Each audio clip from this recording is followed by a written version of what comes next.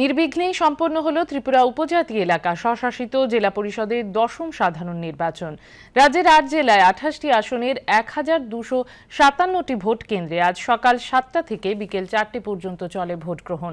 প্রতিটি কেন্দ্রেই ছিল ভোটারদের দীর্ঘ লাইন এবং কড়া নিরাপত্তা ব্যবস্থা।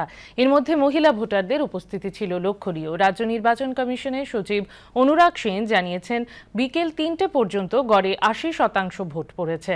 দু একটি কেন্দ্রে বিকেল ৪টার পরও ভোট চলছে।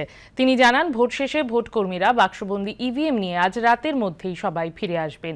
এছাড়া চূড়ান্ত রিপোর্ট পেতে আরও কিছুটা সময় লাগবে বলে জানান তিনি। আগামী ১৭ এপ্রিল সকাল ৮টা থেকে শুরু হবে গণনা। আজকে প্রায় শেষের পথে আমাদের ১২৫৭টি পোলিং স্টেশনে ভোট কার্য চলেছে এবং আমাদের বিকেল ৩টে পর্যন্ত যে রিপোর্ট আমাদের কাছে এসছে সেই হিসেবে আমাদের প্রায় 78%, ৭৮% ভোট কাস্টেড, সেই রকম রিপোর্ট আমরা পেয়েছি।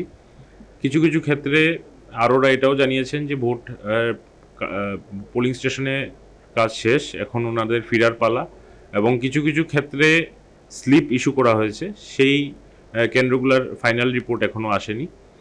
তো আমরা আশা করছি খুব তাড়াতাড়ি আমরা যখন পোলিং স্টেশনের ভোট গ্রহণ পর্ব যখন শেষ হবে তখন আমরা ফাইনাল রিপোর্টটা পাবো যে ফাইনাল কাস্টিং পার্সেন্টেজটা কত। এবং বাকি সার্বিকভাবে বললে খুবই শান্তিপূর্ণভাবেই ভোট হয়েছে। কিছু কিছু লোকেশনে কিছু রিপোর্টস আছে যেগুলা আমরা ফার্দার আমরা কনসার্নড রিটার্নিং অফিসারদের কাছে তদন্ত করছি, রিপোর্ট চেয়েছি। রিপোর্ট এলে আমরা ফাইনালি আমরা বলতে পারবো যে এখানের মধ্যে পরবর্তী পদক্ষেপ কি হবে।